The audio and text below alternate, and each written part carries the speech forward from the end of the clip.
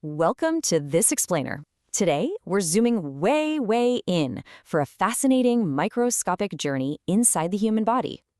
We're going to travel deep into the cellular landscape of the brain to uncover a biological mechanism that is, quite honestly, incredibly surprising. So, what if skipping a meal could literally regrow your brain? I know, it sounds a bit crazy, right? We hear so much about fasting in the context of weight loss, metabolic health, or, just shrinking our waistlines. But today, we're busting that myth wide open. Fasting is not just about losing fat. It's a profound evolutionary trigger for neural regeneration. Here is our roadmap for today. We'll look at the Aging Brains Challenge, flipping the metabolic switch, macroautophagy, growing new brains, and finally, some actionable protocols for brain health. All right, part one, the Aging Brains Challenge. To really grasp the solution here, we've got to look at what's actually happening inside our heads as we age. As this quote highlights, most of our adult brain cells, our neurons, are what's called post-mitotic. Basically, they don't divide. They stick around for decades, meaning they can't just split to dilute their accumulated cellular waste. Instead, they just build up these toxic misfolded proteins over time. And if left unchecked, that cellular garbage is a direct cause of debilitating neurodegenerative diseases like Alzheimer's, Parkinson's, and Huntington's disease. Let's unpack the jargon just a bit. Those toxic protein clumps, we call them agrosomes. Think of them as microscopic trash bags piling up and literally suffocating your brain cells. Not great.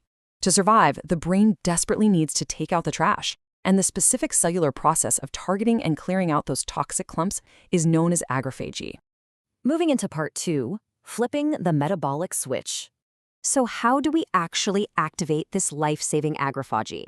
Well, we have to totally reframe how we view fasting. It's not starvation, it is an ancient evolutionary trigger for repair. Just look at this contrast. When we're constantly feeding, the brain is stuck in growth mode. It's building, sure, but it's also constantly accumulating cellular damage. But when we introduce nutrient scarcity, we flip the switch to repair mode. This is a highly active state of cellular housekeeping, cleanup, and profound rejuvenation. Okay, let's dive into this. When your cells face the stress of nutrient deprivation, they actually start forming these transient double membrane structures called phagophores. It's literally the very first physical step the brain takes to isolate and corral all that cellular damage that's been accumulating inside you. Which brings us to part three, macroautophagy, essentially the cleanup crew. Now that the switch is flipped and those phagophores are forming, the heavy machinery arrives. I want to anchor you with this definition, macroautophagy. It literally comes from the Greek words for self and eating. Kind of sounds like a sci-fi horror movie, right? But it's actually this beautifully regulated, orderly process. When there isn't enough outside energy coming in from food, the brain turns inward. It acts as an internal recycling center, eating up the broken down old cell machinery to generate energy. Here's the exact step-by-step of how this physical mechanism actually works. Step 1, nutrient deprivation triggers that flexible phagophore we just talked about. Step 2, that phagophore physically surrounds and engulfs the toxic agrosomes. That's the agrophagy in action. Step 3, organelles called lysosomes, which are packed with degrading enzymes, fuse with it and completely destroy the toxic junk. So the crucial point here is that fasting is literally fueling a microscopic trash incinerator right inside your brain. And what's really interesting about this is that it's not happening in isolated neurons. It's an entire ecosystem working together. The microglia, those green cells, are actively helping to phagocytose or eat up synapses and debris. Meanwhile, the blue astrocytes provide metabolic support and secrete cytokines to regulate the neurons. It is a massive, coordinated effort to keep your nervous system healthy. On to section 4, neurogenesis, or growing new brains. Because once the brain is clean, it doesn't just survive, it thrives. Neurogenesis is the actual process of developing brand new brain cells and nerves. You see, the stress of fasting acts on the brain exactly like lifting weights acts on your muscles. It places a healthy stress on the tissue, making it stronger and more resistant to stressful stimuli. In response to fasting, the brain builds up new neurons and strengthens connections. Now, this staggering statistic really stood out to me.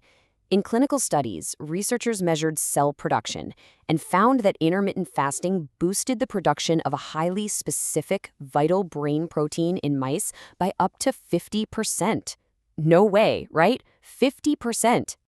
That vital protein that shot up by 50% is called BDNF, or brain-derived neurotrophic factor.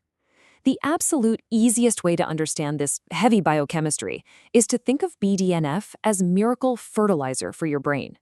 Higher levels keep your neurons healthy, ensure they communicate effectively, improve your learning and memory, and, get this, it even acts as a completely natural antidepressant. And this brilliantly illustrates the ultimate magic of this biological process. It's a perfect complementary cycle. First, you have neuronal macroautophagy, clearing out the old, degrading those toxic aggregates that cause disease. Then, you have neurogenesis, building the new infrastructure, cranking up that BDNF, and creating fresh neurons.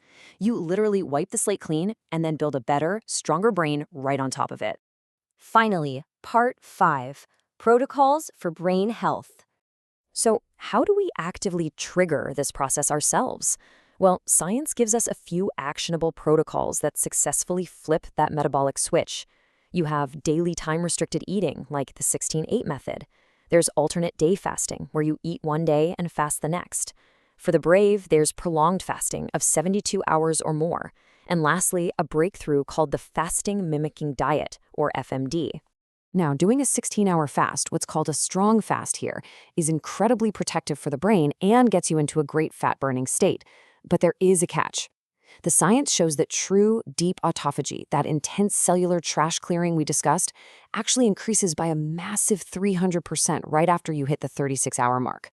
But let's be real for a second. Prolonged water-only fasting for days on end is difficult, unpleasant, and for some people entirely unsafe. That is where the fasting mimicking diet comes in. This is a real game changer. The FMD is carefully formulated with specific plant-based ingredients that completely bypass the brain and body's nutrient-sensing pathways. It tricks your body into a fasted, regenerative state, giving you all the healing potential of a long fast while you actually still get to eat. For instance, Prolon's specific 5-day program was developed alongside researchers at the University of Southern California. By delivering crucial calories in very specific macronutrient ratios, a protocol like this safely pushes your body past that 48-hour mark to induce deep cellular rejuvenation. It safely maximizes macroautophagy, preserving your lean muscle mass while cleaning out the brain. Which leaves us with this final, profound question. By simply changing when we eat, can we actively rewrite our brain's aging process? The evidence we've explored today suggests that through the incredible mechanisms of macroautophagy and neurogenesis, the answer is a resounding yes. Your brain has the power to heal, clean, and rebuild itself. You just have to give it the time and the right environment to do so. Thank you so much for joining me on this explainer, and I hope this empowers you to take charge of your cellular health.